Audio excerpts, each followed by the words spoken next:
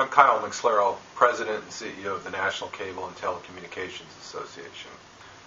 President Obama and the new Congress have made broadband a priority, and as the largest provider of broadband in America, our industry is totally and strongly supportive of that.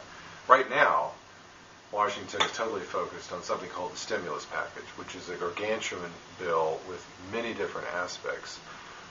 But partly it focused on broadband policy. So I wanted to take a few minutes just to give you our perspective on how we think the government should approach broadband policy. And not all of this has to be approached in the context of the stimulus, but it is clear that many of the challenges that we think about in terms of broadband policy will be addressed one way or another, it looks like, in the stimulus package. As I see it, the challenges in terms of broadband policy really fall into four buckets. One is affordability, another is adoption, a third is deployment, and the fourth I'll call next-gen architecture. And I think it's important to understand what the priorities are, particularly in the context of the stimulus package, because as big as it is, and as big as the broadband policy piece seems to be, these are still really scarce resources, so we should spend our money wisely, whether it's through direct grants or subsidies or tax incentives available to providers or other consumers across America. If you take the first point, affordability, it is very clear that for some segment of the population, low-income households have broadband right in front of their house, but don't think that they can afford it. So one of the things that we've urged Congress to do is to look at programs like the Universal Service Funds, Lifeline, or Link-Up programs, which historically have been devoted to phone service, and to think about those programs in the context of broadband. Because if you've got broadband available to you, but you don't have the means to afford it, it can only help this nation's productivity, help consumers' lifestyles, and open up a lot of opportunities for this households if we can get everybody connected. The second is adoption, which includes the affordability aspect of it, but actually is a bigger issue.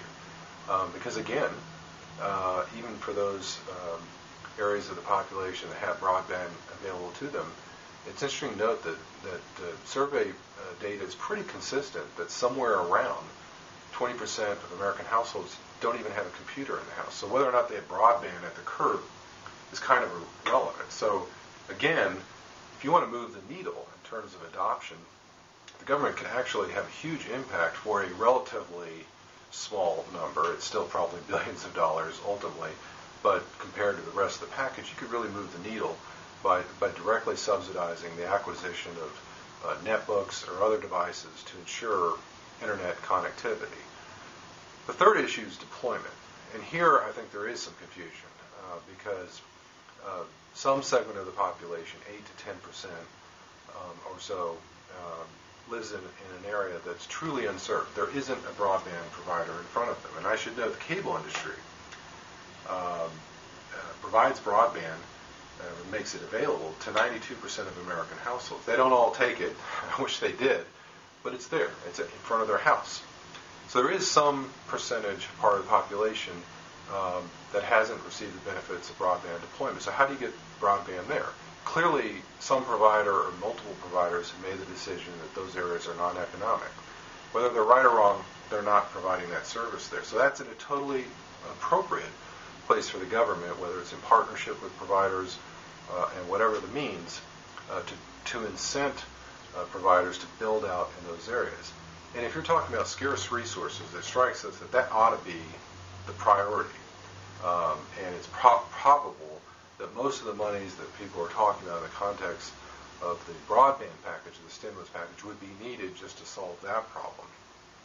The last issue is not unimportant, but I don't think it rises quite to the challenge of addressing the digital divide in unserved America. And that is the question, for those of us who are in the broadband business, or someone like me, just the average consumer who uses these services, we all want faster speeds. So the question is, what's the appropriate role for providing incentives for next generation architecture? Our industry is beginning deployment of next generation architecture with technologies that theoretically at least would allow download speeds of 160 megs and upload speeds of up to 120. And at least in trials, over the last 6 months have begun that technology deployment with speeds of 50 megs downstream. Other providers, whether it's fiber to the home architecture or other technologies, particularly with fourth generation wireless, are going to be bringing different levels of speeds and different services.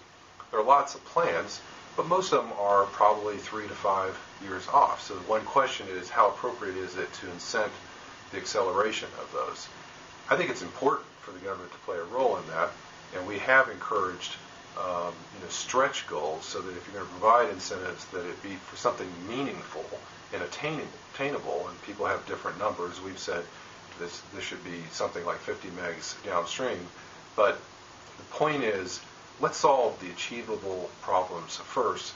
Let's go try to move the needle in terms of addressing the needs of low-income Americans on the affordability issue, adoption issues for those families that don't have computers, and the deployment issues for unserved America.